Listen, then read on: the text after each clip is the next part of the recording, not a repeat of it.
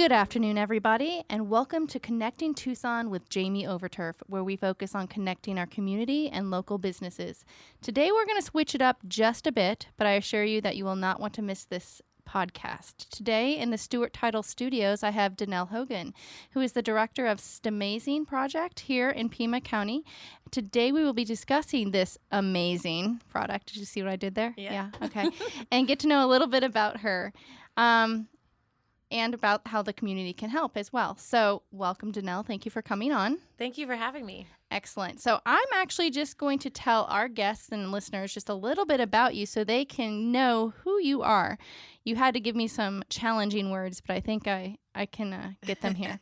So throughout her career, Denell has had many STEM adventures, from a couple of visits to the Chernobyl nuclear power plant, working with teachers at a STEM school in Egypt, performing an experiment on the zero-gravity plane, visiting a nuclear power plant in Japan, traveling 90 meters underground to see the compact muon solenoid detector at the large Hadron glider. That's right, collider at the Swiss-French border.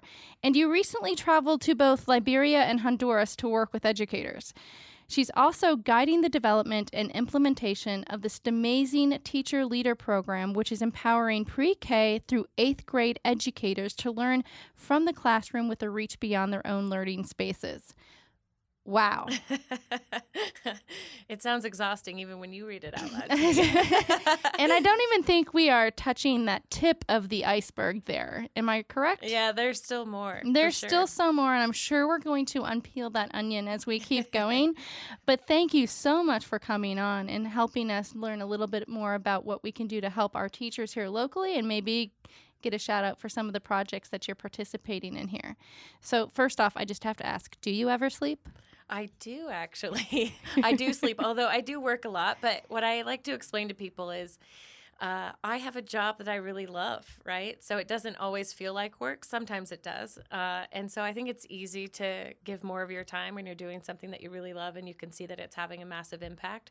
So it doesn't feel like work all the time. All the time. So it's safe to say you're passionate about that. So it's also safe to say I feel that you had a calling in this particular type of field. One thing stands out to me in particular when reading through your biography and what you've done.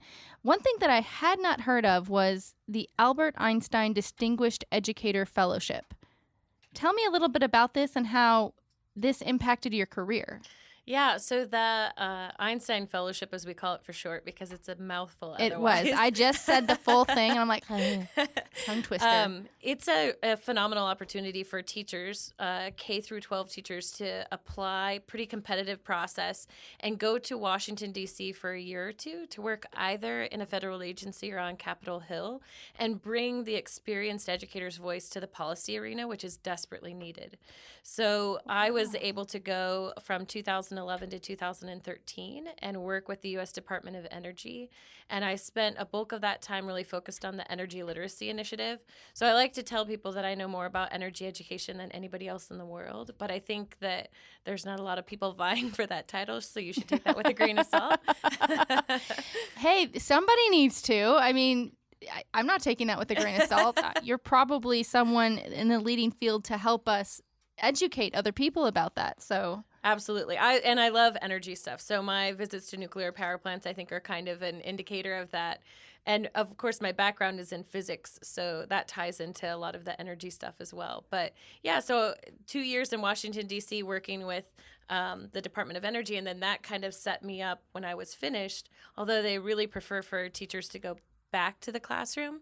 I leveraged that position and came here to Tucson and took on the STEM coordinator position for the county. So I think the impact I'm having now is bigger than if I had gone back to the classroom. And to me, that's really important. I really miss students. Like, I'd rather be back in the classroom working directly with students. But I think working with teachers impacts far, far more students than I could ever impact just being in my own classroom. I couldn't agree more, and I have to say I am very impressed. And I know you're influencing teachers, but your career path is impressive. Has there been anybody that's maybe influenced you, a mentor that you've taken on? Yeah, I'll say, my professors from my small little college in Cedar Rapids. So I went to Coe College, COE. It's not like Coe-college, but like a real college. It's named after Daniel Shout out. Coe. All right, shout out to Coe College. But my physics professors there, it was a small program, and they got me involved in research right away. And that was a big turning point for me to really focus on physics.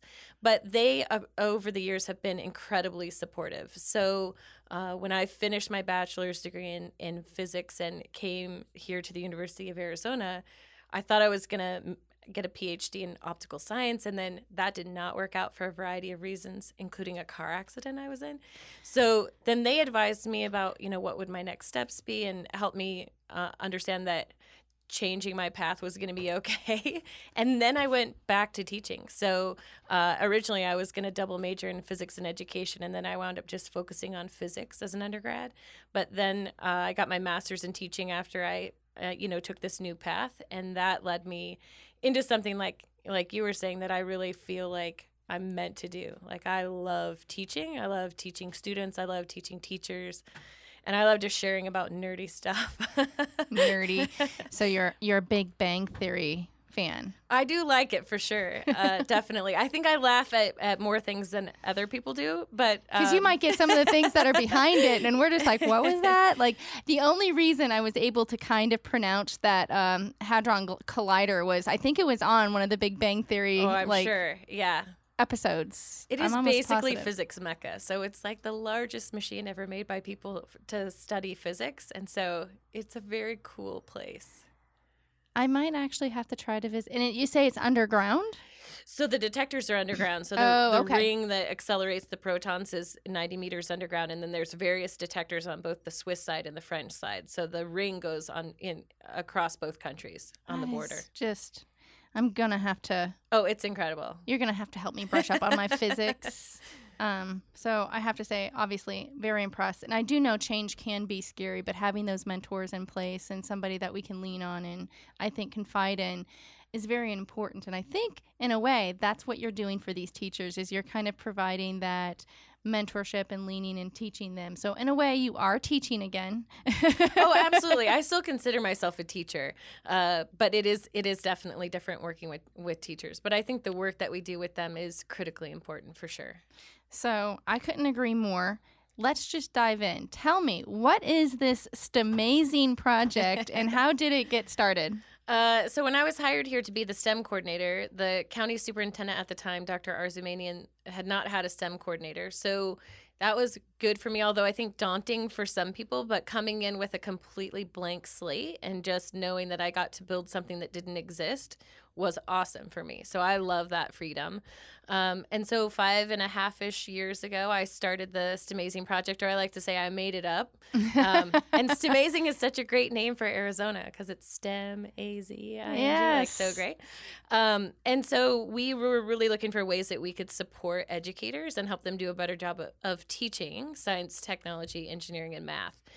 And that started That's where STEM comes from. I'm sorry, I did not mean to interrupt you, but there's a lot of people out there that are probably like, what is this STEM stand for? Yeah. So say that again for everybody. I think we're getting over the stem cells from biology stuff, but exactly. Science, technology, engineering, and math. That's where STEM comes from. Did not mean to interrupt you, but I wanted to let everybody understand what that was. I know we didn't call that out, but it's amazing. Go ahead.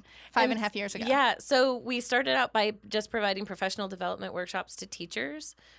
And always providing them in those workshops with the equipment and supplies they need to actually go and implement everything that they're learning. And that's very different from most professional development workshops. So you might see things that other teachers are doing, but it's torture if you don't actually get the equipment and supplies so you can actually go and do that with your students. Because especially here where we're hyper underfunding education, they're unlikely to have access to those resources if we don't provide them to them.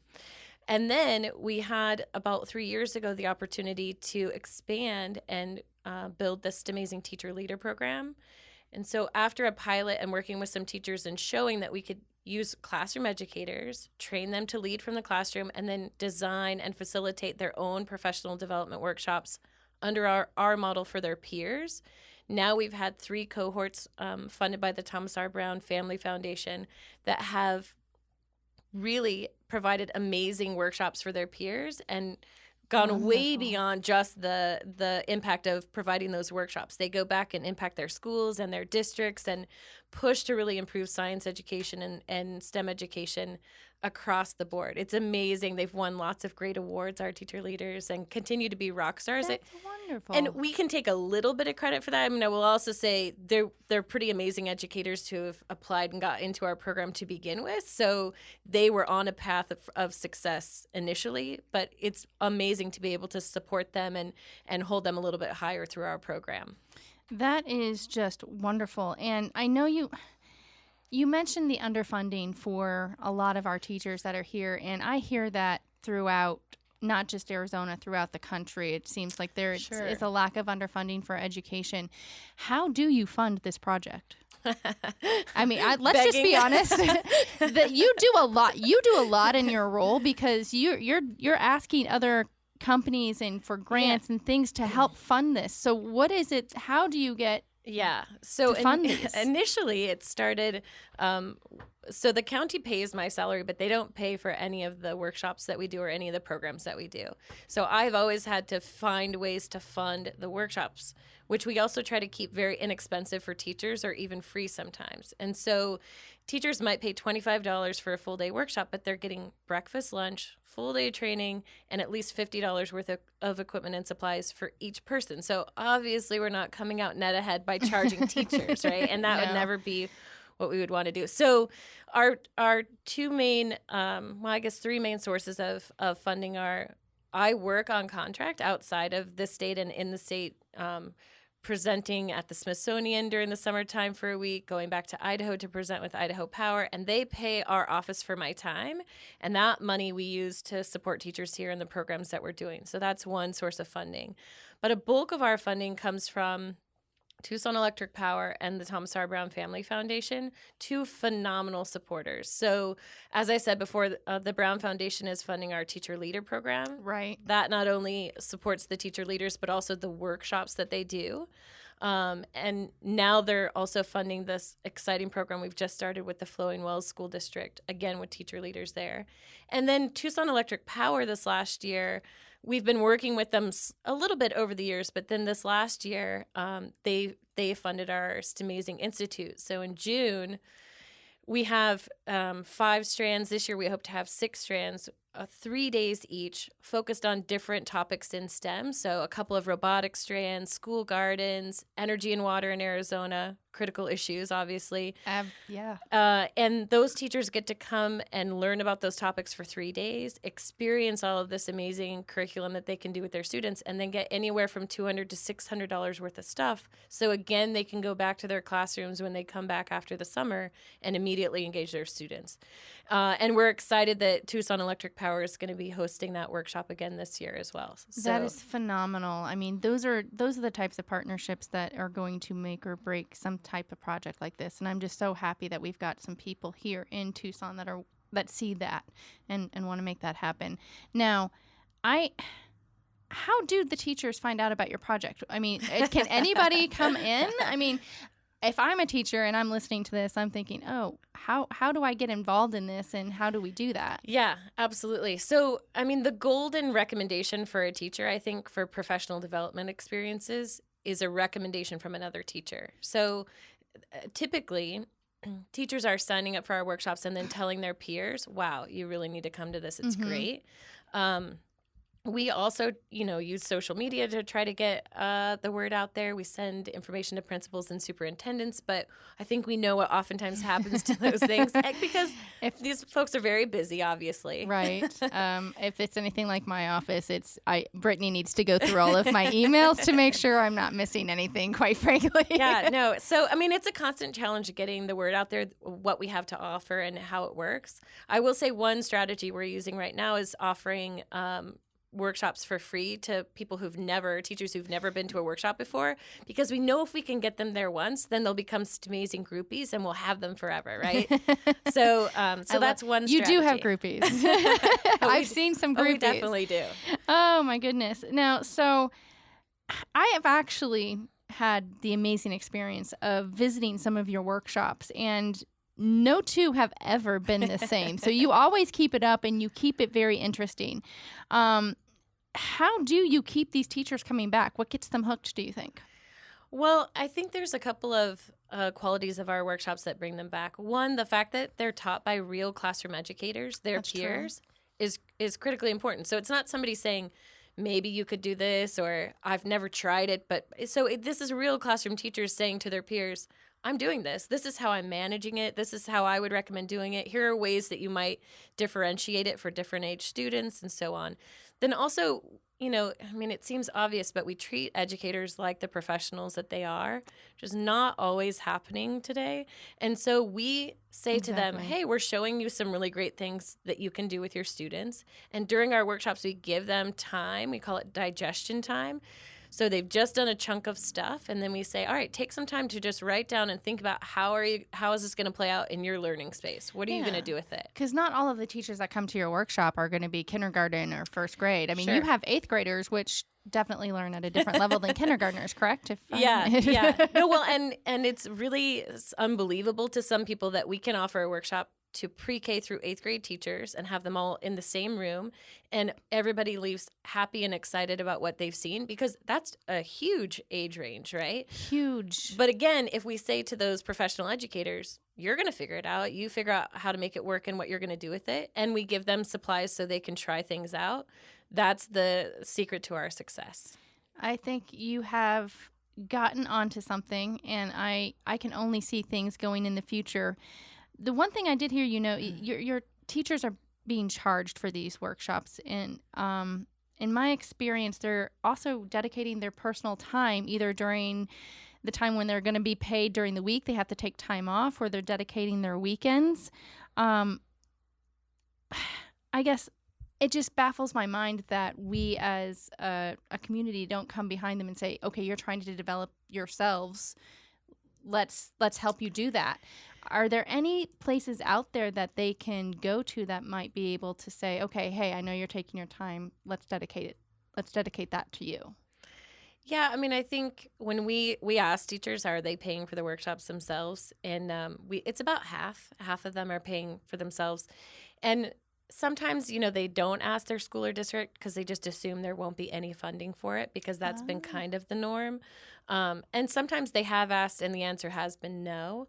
But I do find it awesome that teachers are willing to give up time either during the week or on the weekend. And I think folks that aren't educators don't understand necessarily how difficult it is to be gone during the week from your classroom, making sub-plans and basically leaving somebody directions for what they're going to do it's a lot of work. It's extra work on top of taking the time off that they may or may not be getting paid for, and then taking the time to develop themselves. So they have to set a lesson plan for that sub. That sub doesn't set the lesson plan. Yeah, exactly. And we see everything from teachers who are taking personal time to come to teachers that are supported by their school and district with professional leave. And again, that just varies dramatically depending on their situations. And I also think that a big reason that this has been so successful is you yourself used to be a teacher. Absolutely. So you can empathize. You can empathize with what they're going through and what they're doing. And you're right, they are professionals, and in my opinion, they're overworked and underpaid for what they do. They literally see our children for much of their awake time. We see them for maybe the mornings and the evenings, and then they're asleep. Absolutely. Yeah. I mean, it's incredible how dedicated educators are and how underappreciated they are. And I usually say, we do a lot to help them with doing a better job of teaching new STEM stuff. But the biggest service I think we provide is just a morale boost to educators, because they do come to our workshops and have a lot of fun. They learn a lot, and then they leave really enthusiastic to get back to their classrooms and their students to show off what they have. And I've seen that firsthand. They're all excited. I think the one that really stands out is when you were making those microscopes with like paper clips and those oh yeah with the lenses from the laser pointers. That's it. Yeah, those are incredible. So that's how you turn your cell phone into a low-powered microscope for 10 cents, which is really cool. That's the part of the thing that I think also keeps the teachers coming back, because A, it's low cost to them, B, they can work it. What's it called? Hashtag STEM on the cheap. Okay, STEM on the cheap. Tell us about some of those. Those are amazing. Yeah, so we're always looking for awesome ways that we can make STEM lessons and activities more accessible. And in order to make them accessible, they can't cost a lot of money for all those reasons that we were talking about before with funding. And also, I would argue sometimes it's a richer learning experience to try to engage students with low-cost materials, because then it also opens up the door for them to imagine what they might be able to do with low-cost materials as well. So, some of our favorite hacks, I will say, we do a journal hack where we create a book using no tape or staples, just scissors and paper. It's an old bookbinding technique that's really cool. The macro lens hack, turning your cell phone into a low-powered microscope for 10 cents, is wickedly popular. And you can take, like with my cell phone and this lens, I've taken a photo of a cockroach's eyeball and zoomed in on it, and you can see the hexagonal lenses in the cockroach eyeball. It was dead at the time, don't worry. She saw my face. It's like, wait a minute. She got up close and personal with the cockroach. And just prior to doing this, we were just talking about how my son got a Madagascar hissing cockroach for a pet. I was like, oh my goodness, I did not expect that. But hey, it could be worse. They're great. How about you want to take it home? No, thank you. Okay. And then we have other hacks where just last night, actually, I was showing some pre-service teachers in a methods class for NAU how you can hack a game. So this game that costs $30, $40, I can show you how to hack it or make a version of it for just the cost of photocopies. Now, why is that important? Well, not every student has played board games these days for a variety of reasons. Either they don't have them at home or they're just playing digital games. And so being able to open up the door to a game that I can print off for students and let them take home with them is really cool. And so that's a fun one. And we have a few games that we've hacked. There's one that I can hack for $2 that has 108 pieces. And for $2, I can make all 108 pieces.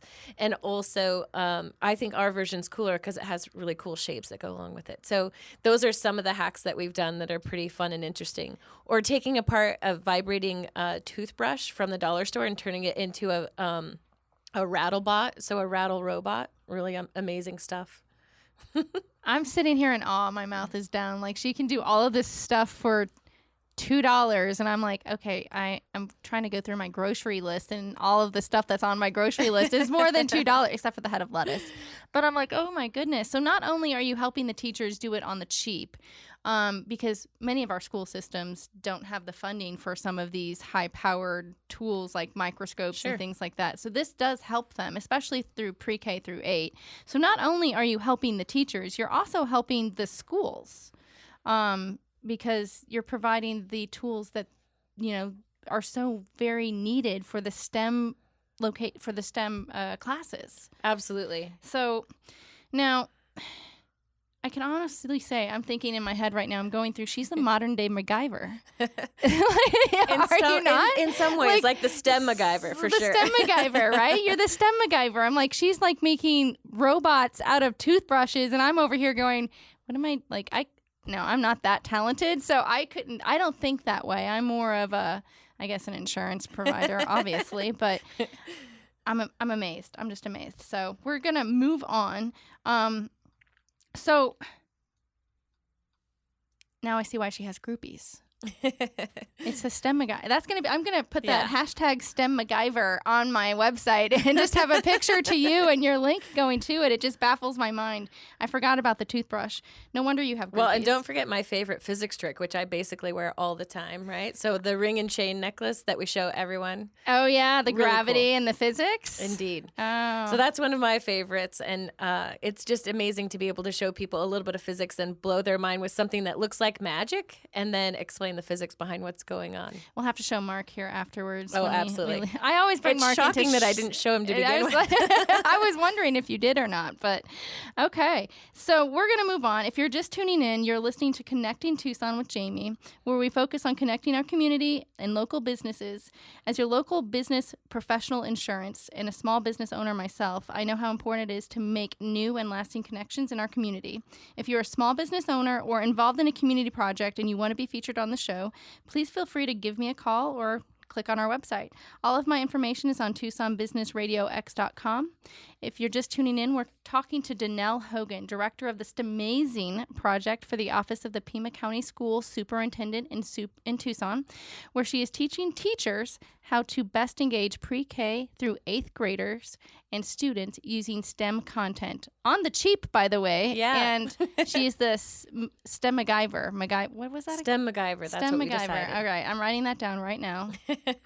All right. There we go. So now I know you have a new project or program that you've just started with the Flowing Wells Unified School District. Yeah, we're super excited about this. Tell us about that. So Arizona has new state science standards that were just adopted late in 2018. And everybody's really trying to think about how are they going to shift their science instruction to really teach these new standards, because it's very different from the old standards. The old standards were written so that they could be multiple choice testable, which means they were flawed from the beginning, because science isn't multiple choice testable. That's not how it works. I wish I would have passed science so much easier. And so really it's about having students do science and learn about the process of doing science and becoming critical thinkers and problem solvers through those practices.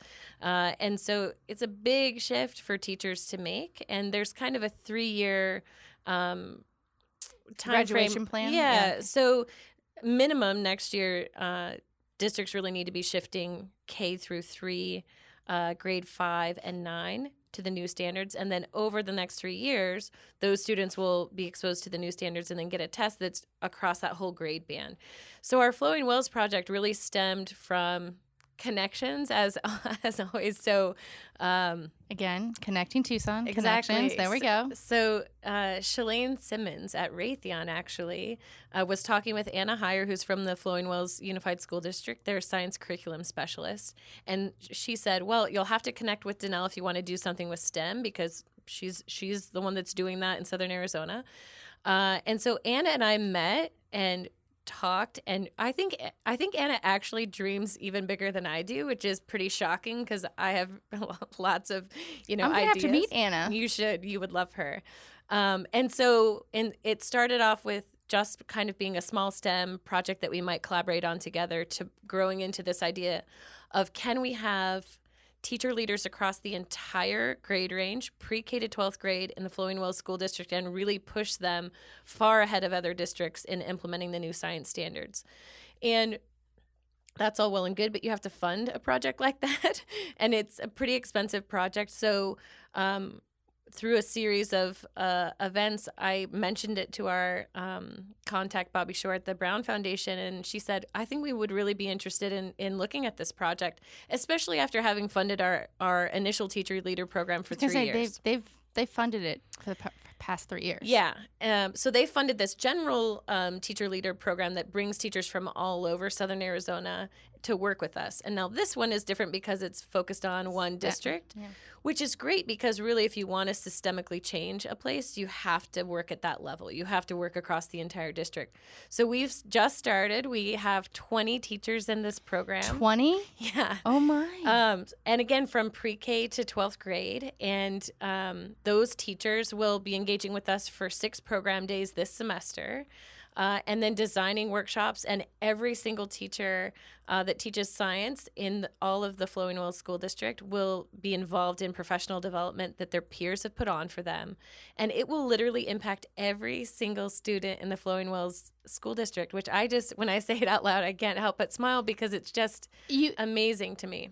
It's amazing that you've got something like that. I know it's only one school district, and hopefully it's going to teeter into other school districts coming up, and it just makes me so happy and proud that we're doing something like this, because I don't think like the science, technology, and the math courses have that much focus on them right now. And I think that is important as a country, that we need to be focusing more on those types of projects here. Absolutely. With our kids, getting them delved into that versus the art. There's nothing wrong with the arts, but they already have so much of that put into their face on media through like social media and gaming and everything that's there. They see the arts on a daily basis. They don't always see the science and the technology and the engineering and the math, and how that could make a huge impact in the future for us. Yeah, and we'd like them to see the connections between the science, technology, engineering, and math, and the stuff that they love in the arts too, right? There can be connections, and they don't see that. Like there's computer engineering going in and doing some programming and some other things. So absolutely. I just want to see somebody make that connection. I like to see the light bulb go off, and I know you like to see that light bulb go off. That just makes everybody's day. Yeah, and we oftentimes get asked about why aren't we a STEAM program instead of a STEM program, and so STEAM adds the arts into STEM. Yes, and I love this question actually because we love to connect the arts, but as you were saying, only when it's a rich, deep connection. I think sometimes there's really superficial connections made, and then students can see through a superficial connection. It doesn't. They are smart. Yeah, it doesn't make a lot of sense. So we have some great workshops where we do make really awesome connections. One of my favorites is called the real primary colors, which are not red, yellow, and blue. You told me about this one. I'm like, what is it? Red, yellow, and blue? You're like, no, it's. It's cyan, yellow, and magenta if you're talking about paint or pigments, and it's red, green, and blue if you're talking about light. So in fact, there's 2 answers. So if somebody knows this science, if when you ask them what are the primary colors, they ask you a question and say, are you talking about paints or are you talking about light? Because the answer is different, but beautifully connected if you teach it correctly. I'm going to have to come to one of those classes and just kind of get you would love it. We have a cool light show that we do where you get colored shadows, and it's amazing. And you're like, is this cyan or is this Yeah, it's true. You do get a cyan, magenta, and yellow shadow when you do this light show. Oh, my goodness. And that's another thing we've hacked. So I can spend $60 to get these floodlights in order to do the light show, or I can do a small version of it with a paper circuit for a couple bucks, which is great. The STEM MacGyver. STEM MacGyver is what we're going to call you. So you'll have to keep me posted on this project and see where the developments are. Yeah, we're excited. And it's a 2-year project, I should say. So by the end of those 2 years, they'll have 40 teachers that are in our teacher leader, that have been through our teacher leader program. And really, we're evaluating the impact that it has on the teachers as well as the students in that district. And we're super excited to see the impacts that we'll have. So when you say you're evaluating, how are you going to evaluate that? Yeah, so we have an outside evaluator, Sandlin Buxner from the University of Arizona, and she's looking at everything from students' perception of STEM and STEM careers, as well as the teachers and their pedagogical and content knowledge associated with STEM stuff. So there's a lot that we'll have to kind of report on the impacts that it's had on the teachers and the students, for sure. So alongside with this new teacher leader program that you have with the Flowing Wells School District, where do you see STEMazing as a whole, the STEMazing product, heading in the next few years? Well, there's one of me. There's one of me, and I do have to sleep. There are things you can do to keep yourself awake, but I'm not sure you can sustain that on a long-term basis. For sure. We just want to continue to build capacity with our teacher leaders. So while there is just one of me, we are now building this cadre of teacher leaders who are super talented and can provide PD to their peers. And then it's a matter of finding support so that they can design and facilitate more workshops for their peers to empower them as well. So I think that's definitely an avenue that we're heading in. We have some really cool partnerships that we've been developing and establishing that are fun. So one is with Microbrick, a company out of Australia that has these Edison robots. I think you've been to some of those workshops we're doing. I have, and I was just about to say I loved that workshop. Yeah, well, and the one that you're coming to in March is also an Edison workshop. And I have to thank you while we're here to say, you're providing us with lunches and breakfast for teachers when we're having robot roundups and workshops. And that support from you and farmers is critically important for our teachers because that then frees up funding so that we can get them even more stuff to go back to their classroom. So that kind of partnership for us is also critically important. I think sometimes people feel like their support has to be really massive in order for it to make a difference. And every bit helps, especially when we're doing STEM on the cheap, because with a little bit of funding, we can actually get a lot of stuff for teachers. So thank you. Well, you're welcome. It's the least that I can do. It's one way I can help. But you mentioned support. How can the community, or if somebody says, hey, this sounds like a project I really want to help, how can they help? What can they do to support? They can certainly reach out. We're starting to establish a fund with the Arizona Science Teachers Association so that people can give directly to a fund for this STEMazing project through that 501c3, because obviously we're at the county superintendent's office, so we're not technically a nonprofit, even though we Right. are, because we're the government. But that partnership with the Arizona Science Teachers Association will allow us to really let people give donations, whether they're small, like $25 to support some of those registration fees for teachers, or larger to support full workshops. So reaching out, and then seeing also there are other ways that businesses and partners have supported us with space, so classroom space.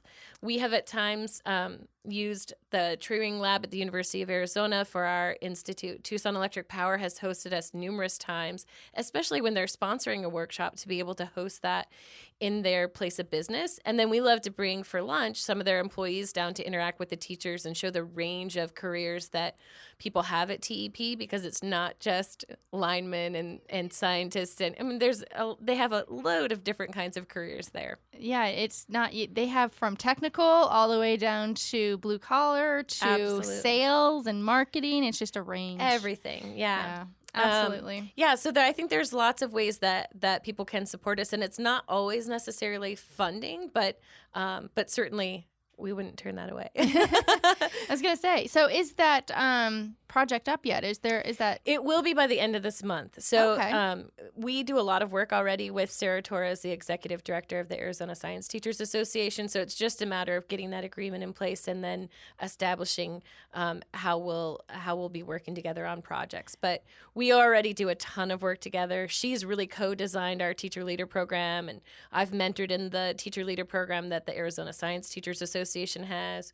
We also work together on a symposium at Biosphere 2 in the summertime that the Arizona Science Teachers Association puts on. So we have a ton of work going on collaboratively.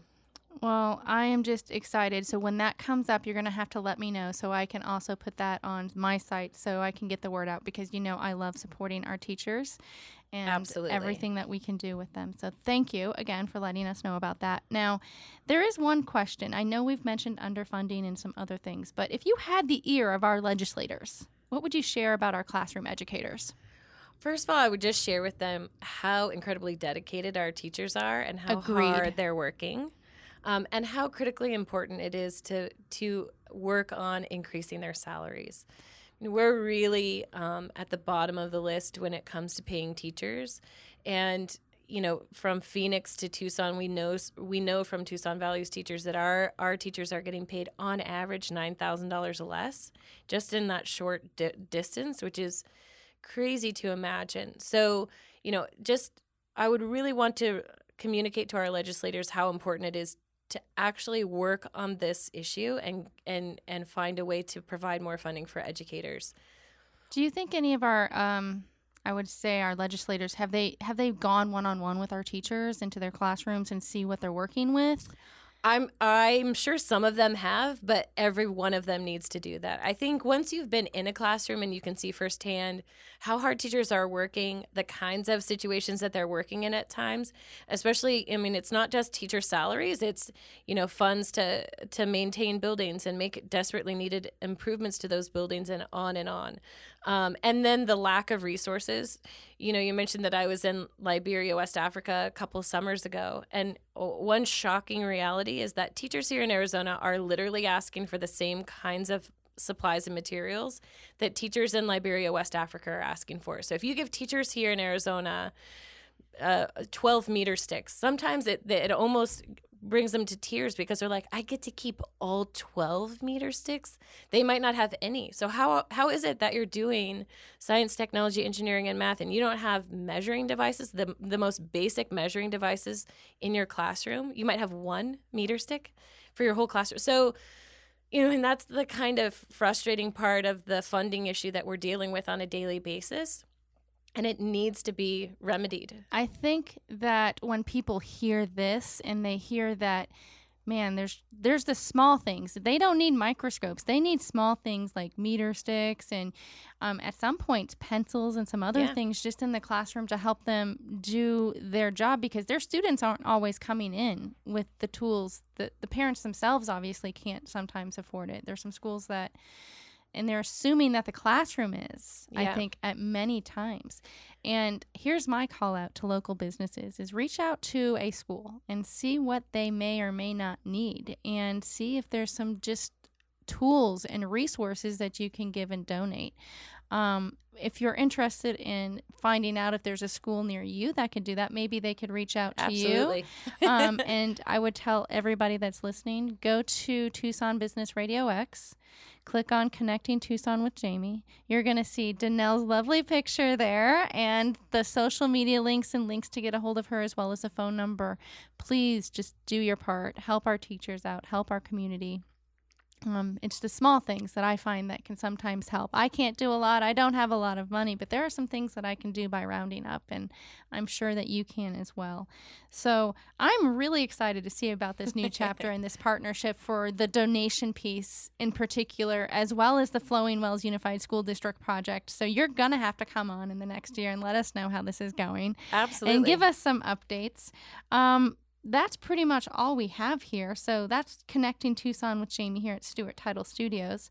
Again, if you like the show, please let us know, and please go check out our website. Denell, is there anything that you would like to let our listeners know?